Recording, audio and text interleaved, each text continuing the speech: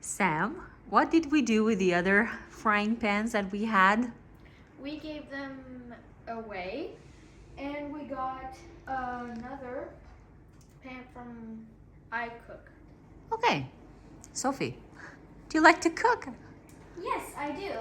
And this pan is perfect for cooking because now when I fry an egg or something like that, it doesn't really stick to the bottom at all, and it's very easy to clean up afterwards.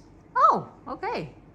Sam, we have the iCook knives, you said. Yes, in the beginning. we do. Okay, we have those small ones, and then we have the bigger ones, which are over there on the kitchen counter, not counter, up top the counter. Never mind. Yes, Okay. and they're all made out of stainless steel. Okay, good. But your favorite tool is?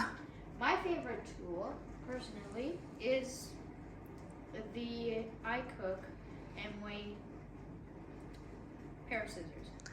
Okay, why do you like it so much? What's the main thing about it Well, that you like so much? the main thing is look, when you split it in two pieces, very easy to clean it, to sharpen it, and you can do a lot of things with this Okay, pair of scissors. that's There's cool. also a can opener.